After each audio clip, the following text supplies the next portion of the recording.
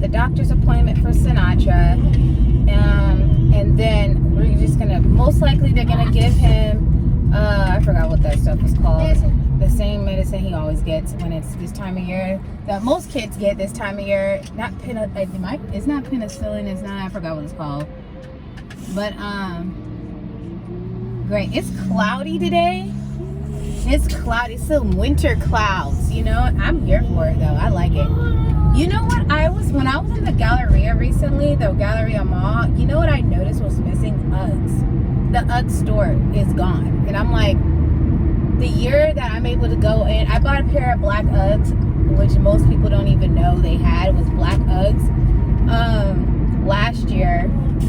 And I was going back to go get some other Uggs, like a couple of pairs of Uggs this year, and they don't even have a store anymore. You can get what I would consider like the standard basic type of Ugg at Macy's and stuff like that, like department stores.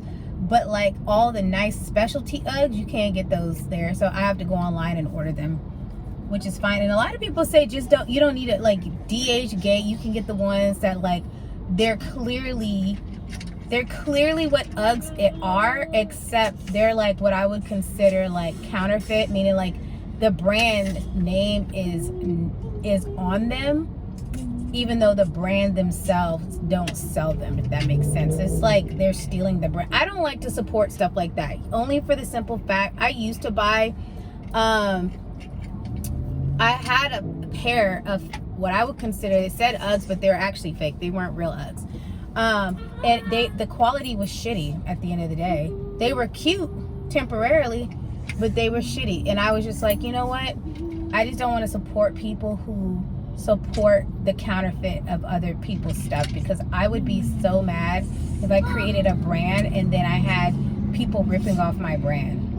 That's why I get so upset when people sit up there and tell me, like, there is, okay, like for Pottery Barn, people are like, well, not everybody can afford to go shop at Pottery Barn. And I get that, but I will say, look, if you want Pottery Barn inspired stuff, I would I would go and find things that are inspired by Pottery Barn, but don't sit up here and like try to seem like people like Pottery Barn is like not a good place to shop, because clearly they're doing something right if you're trying to find the dupes of them. I personally feel like this: if you like Pottery Barn stuff and you want Pottery Barn products, just buy the stuff. Just save your money, because at the end of the day, the quality is vastly different. It's vastly different. Like, I don't think people realize that they'll get the dupes of the higher end brands, and the stuff break down over time. It don't feel the same. It don't look the same.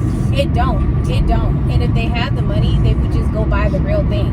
Just go buy the real thing. Save your coin and go buy the real thing. Support the brand. Don't try to me, I feel like it's almost like low-key stealing from the brand, in a sense, when you're like, oh, this is a cloud dupe. And I'm like, it's not a dupe. It's not a cloud. It's not anything. It's whatever this brand made. They're not comparable. You know what I mean? Like, they're not comparable. I hate when people say, oh, you can get the pillow, all the pillow characters, the Halloween pillow characters, similar, that are basically what Pottery Barn has, you know, but cheaper. And I'm like, that basically, no, they're not, because I've seen some of these supposed to be Sherpa pumpkin pillows that light up. They look like cartoon characters. They don't look as well put together. The light is like neon, a bright light. It looks bad. It looks cheap. It looks cheap at the end of the day. And I'm like, if you want that high-end look, invest in the high-end look. Now, I'm not saying you don't have to spend money, like save in certain areas. Like I said earlier, I thrift a lot of my pieces, but a lot of the pieces that I thrift retail are not really, they're actually expensive in a sense, you know, like most entryway tables retail anywhere from the cheap end, $100, and I'm talking about, that's like Walmart cheap, to up to thousands of dollars. Like, I found one that's like what Pottery Barn sells for like damn near $1,600. Somebody was selling theirs on Facebook Marketplace for $500, and it's actually thicker wood. actually like it's finished, but it has that unfinished look to it, like very organic looking. And really, if Pottery Barn was to sell that piece, it'd probably be $3,000. You know what I'm saying? So that's why I'm over here like, everybody needs to stop trying to like make it seem like we're having cheaper things to replicate or to look like. Stop with the sound. People are like glorifying cheap versions of the nicer items to make themselves feel like they have it. But like, I personally would feel crazy going around my house knowing that most of the stuff in here I'm gonna have to replace it because it's cheap. It's not gonna withstand the test of time, and so I'd rather not have it. You know, I like my dining room table. The reason why I thrifted it was because if I was to buy it brand new, it'd cost me thousands of dollars because it's solid wood. Okay, it's solid oak. You know, and so like for me to go and buy a solid dining room table, solid wood oak, it'll cost me thousands of dollars. You know, and you're like, well, that just defeats the purpose of you. No, there's a difference between thrifting really nice things that people are either giving away because they don't have enough room, or it's too big, or it's too small, or they're doing a different style. Is a lot different from like trying to compare IKEA to West Elm, or trying to compare Hobby Lobby to Pottery Barn products. Yes, Hobby Lobby does have some really cute stuff, but when you look at their gingerbread, like I have a lot of the gingerbread collection from Pottery Barn, and I go look at the gingerbread collection from Hobby Lobby. One reminds me of like children's play, very whimsical, very, you know, like stuff that I would get at Target and Walmart, you know. But when I get nothing that I would be willing to like say, like they're not classic pieces. They're not anything that I'm like, oh, I want to keep this, pass it down to generations. It's not like that. However, my Pottery Barn gingerbread collection, which I still need to go and buy the rest of the pieces for, that right there is ceramic. The pieces are heavy. The mugs are all ceramic. They're hand painted. They're beautiful, classic, very, very, very nice. You know, very timeless pieces. Things that you would pass down to your children. You know what I mean?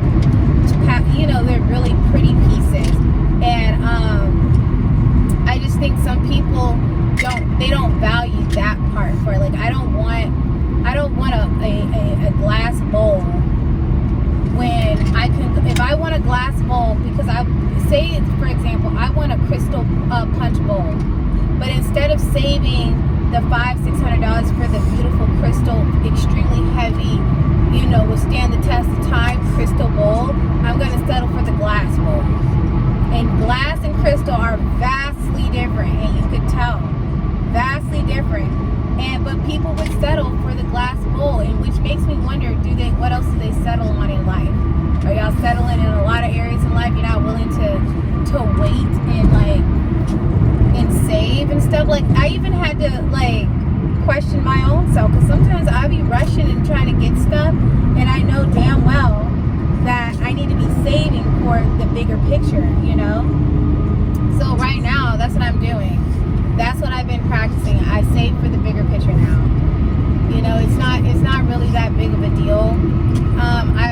I would love, like, even people, I know people that are extremely house poor. All their money goes into paying that mortgage. Everything else is on credit, and it's just like, that is like slavery in my opinion. I would hate to live like that. Like, I would hate it. I would hate it. You know, I'm damn near debt free. I'm getting ready to finish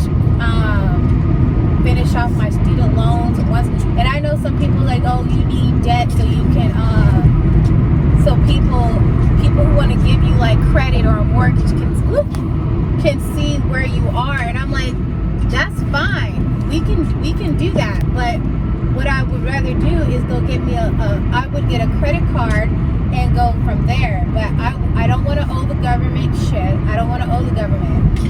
I for sure don't. Pay off my student loans. Once I pay that off, I'm pretty much debt free as a whole. Pretty much debt free. And besides like maybe a couple $1,000s.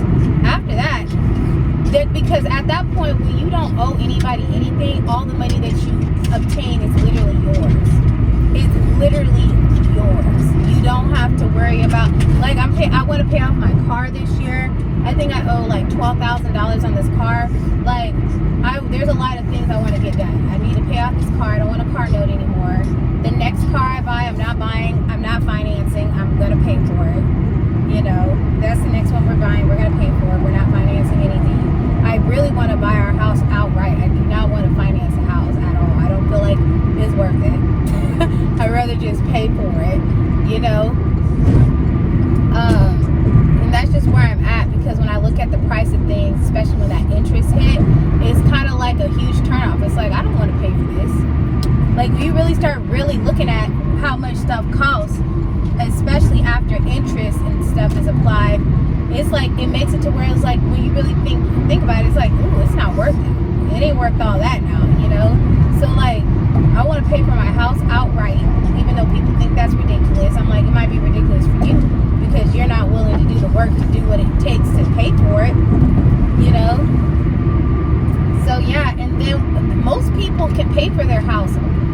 You know what I'm saying? Most people can get their house payment done in a couple, like get their house paid for in a couple of years, but instead of allocating one person's yearly income to just mortgage and getting the house paid for, they want to do all the extras.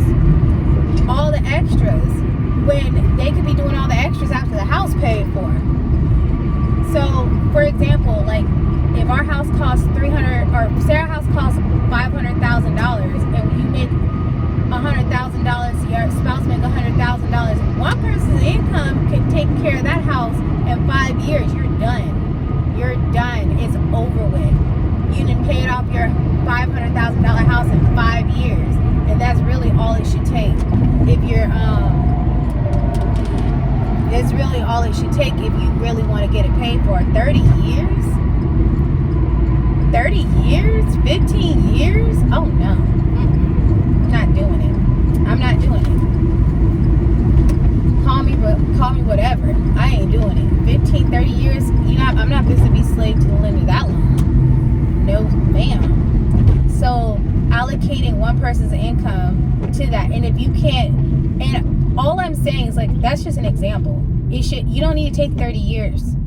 And then because when you really look at everything you spend on like going out and all this, and people are like, oh, saving a latte isn't going to save you money. It really ain't. But like, allocating, if you have a spouse, you can allocate their income to literally paying off the car, paying off the house. That's all they do. That's all their income go to. And then your income is like for the everyday things, the bills, the light bills and stuff like that, right? Savings and stuff like that. That's what I think, you know? And now if you only make like collectively $60,000-$70,000, that would be hard as hell to do. I can see that would be hard to do. But then at that point, your next move, both of y'all would be, or you single would be trying to make more money. That's really what you should be trying to do, you know? But yeah, I feel like being debt free is a different type of freedom that a lot of people will never experience unless they really want to experience that.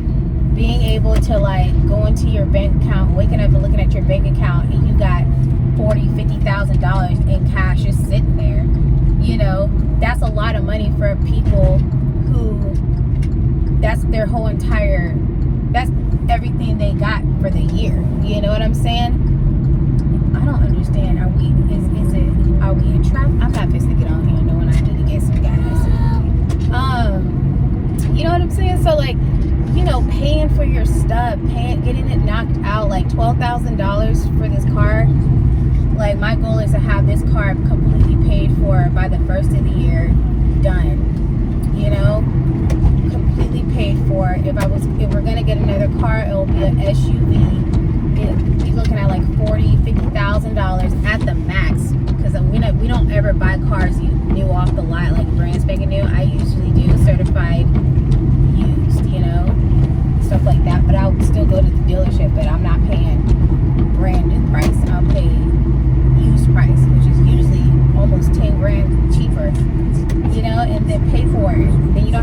interest. You don't have no. All your stuff is paid for. Everything is done. All you worried about at that point is creating savings accounts and stacking up for retirement. Because I'm telling you right now, I am not working in my 60s. I refuse to be 60, 70 years old out here busting my butt.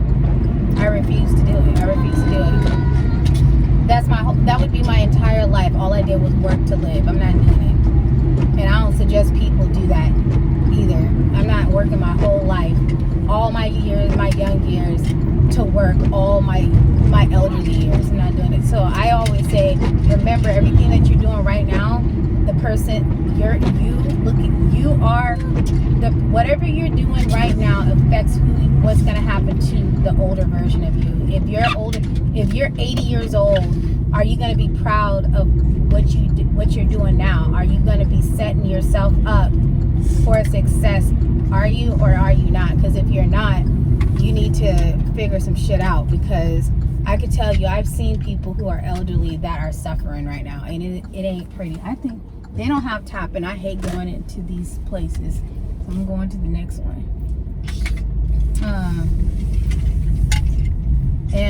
I just don't want to be that person. I hate to sound like that person, but I'm not gonna be that person. I don't want to be 60 and 70 and 80 trying to catch up when I could be living the life that I want, living my own dreams and stuff, and living out retirement, enjoying my grandchildren or great grandchildren. That's what I want to be doing.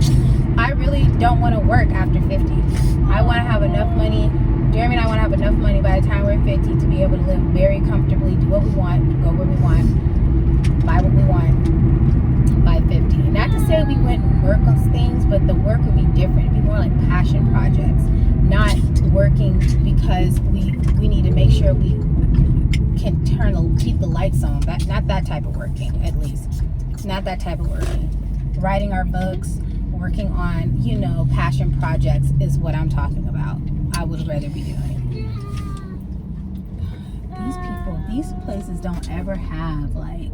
Mama, how are you gonna be able to do? Ma, you can do things without tap also. Yeah, but I don't have a debit card, and I don't want to get out the car. And I know that sounds so damn lazy, but I don't want to get out the car to do this. But looks like I might have to if these people across the street don't got tap. Yeah.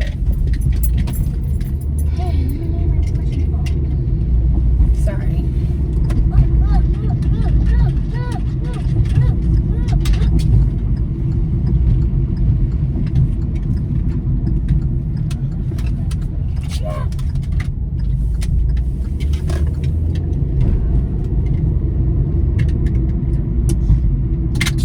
$2.75 a gallon? That's not bad. But how much gas do you have in the car? Shoot, 60 miles. I'm about to. Oh, they don't have tap either. That's okay. I'm going inside then. So that you can get tap? No, yeah, so I can do tap.